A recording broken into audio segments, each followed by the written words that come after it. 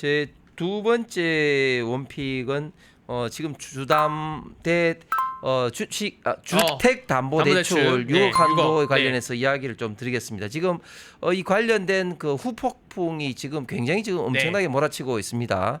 자, 지금 이제 수도권에 지금 불붙은 집값을 잡기 위해서 금융위가 전격적으로 주택담보대출을 6억 한도로 하고 그다음에 이제 실거주 요건을 이제 6개월 이상으로 함으로써 사실상 주택담보대출을 뭐 끄는 거나 이제 마찬가지죠. 이제 이러다 보니까 현재 이제 어떤 문제들이 나타나고 있냐면 크게 첫 번째 문제가 이미 이제 가계약을 하신 분들이 있습니다. 무슨 말인가 하면 지금 강남 3구를 비롯해서 토지거래 허가구역을 묶인 지역은 토지거래 허가를 일일이 구청으로부터 받아야지 거래가 됩니다. 맞습니다. 그런데 그 허가를 받는 데까지 한 2주에서 3주가 시간이 걸리는데요.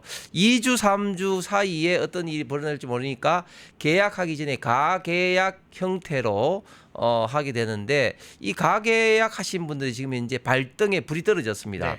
일단 가계약 하신 분들은 대출을 이제 예상하고 가계약을 했는데 이제 갑자기 이제 대출이 6억밖에 안 되니까 지금 집을 살 수가 없게 된 거예요. 그러니까 지금 가계약금을 날리게 됐다. 이런 어떤 엄청난 불만이 지금 속출을 하고 있습니다. 또 두 번째 문제는 형평성의 문제인데 이런 식으로 하니까 결국 이제 현금 가진 사람들만 주택을 살 수가 있고 현금을 가지지 않은 분들이라든지 특히 청년들은 이제 집을 살 수가 없네 하는 어떤 불만이 있을 수가 있죠.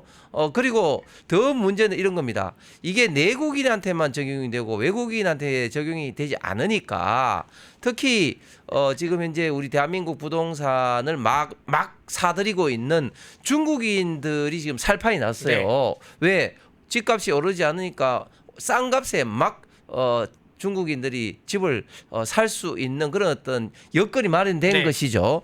2011년도부터 중국인이 대한민국의 부동산을 소유할 수 있도록 되어 있었는데 제가 국회에서 조사를 해보니까 그때 이후부터 계속해서 늘어나서 2023년도에 제가 마지막 조사할 때 토지 문제, 토지의 경우를 예를 든다면 우리 여의도 면적이 한 6.5배를 벌써부터 갖고 있었습니다.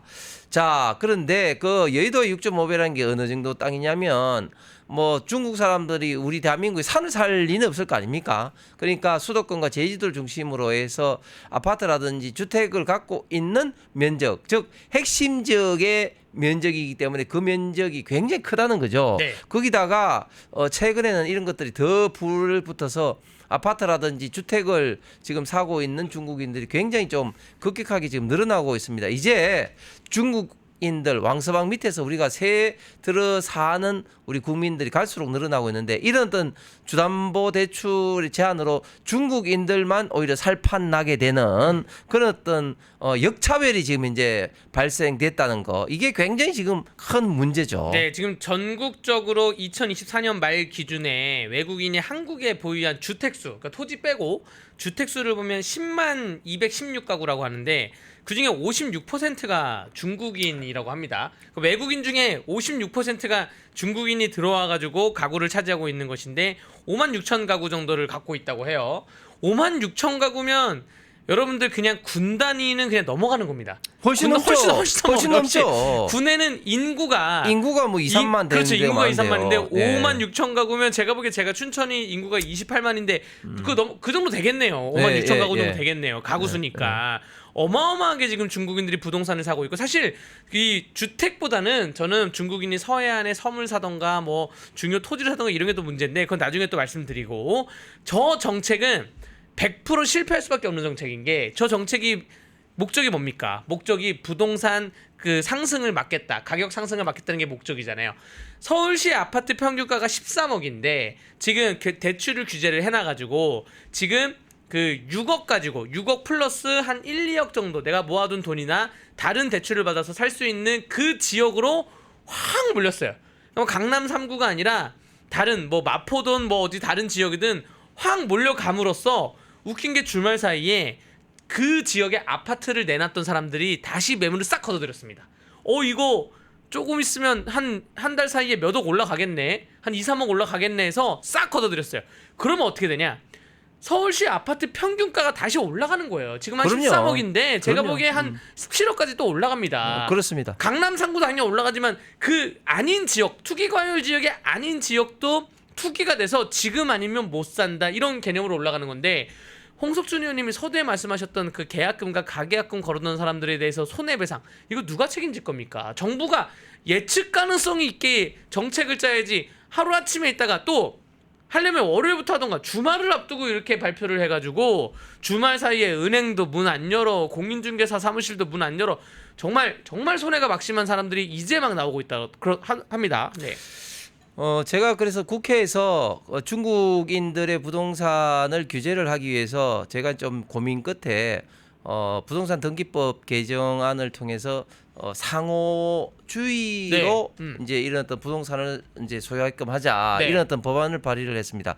왜냐하면 지금 중국인들의 어떤 부동산 이런 어떤 그 열풍이 우리 지역뿐만 아니라 캐나다의 뭐 밴쿠버라든지 또 싱가포르라든지 또 호주의 또 많은 도시에서도 이런 어떤 문제가 일어났는데, 그 해당되는 국가들 같은 경우는 통상적으로 뭐 취득세라든지 이런 것은 내국인보다 중국인에 대해서 더 많이 부과를 하고 뭐 그런 식으로 하고 있거든요. 네. 근데 제가 봤을 때는 이제 그런 것보다는 더 효과적인 게 상호주의에 의해서 지금 중국은 우리나라 국민들뿐만 아니라 외국인들에 대해서는 토지 사용권만 허용을 해주고 토지 소유권을 허용해주지 않고 있지 않습니까? 네네. 그렇기 때문에 중국인들의 우리 대한민국의 부동산 소유를 원천적으로 차단하기 위해서는 상호주의에 입각해서 부동산 등기법을 개정안을 발의했는데, 안타깝게도 민주당의 반대로 통과를 시키지 못했습니다.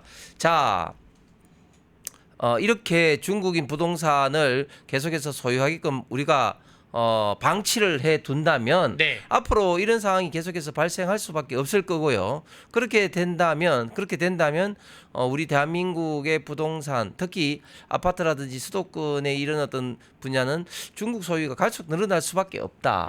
그렇게 되면 제가 말씀드린 것처럼 왕서방 집 주인 밑에서 우리나라 국민들이 세를 들고 살 수밖에 없는 그런 어떤 시대가 지금 있기 때문에 이 문제는 우리 뭐 주권적 차원에서도 심각하게 그럼요. 바라봐야 되지. 더 이상 방치되면 저는 곤란하다 봅니다. 영토 안보가 가장 중요합니다. 국가가 있어야 되는 3요소가 국민, 주권, 영토 아닙니까? 그 영토가 지금 잠식당하기 가장 쉬운 거예요. 영토는 저렇게 부동산으로 잠식당하고, 주권은 투표로, 부정투표가 있으면 부정투표로 잠식당하고 있고, 국민은 지금 귀화가 밀려오고 있어서 귀화로 잠식당하고 있고, 정말 지금 사실 전 세계적으로 그 세계사를 연구하는 사람들 중에 유수한 학자들이 한반도가 중국이라는 나라의 역사 속에서 뭐 당나라든 청나라든 뭐 요나라든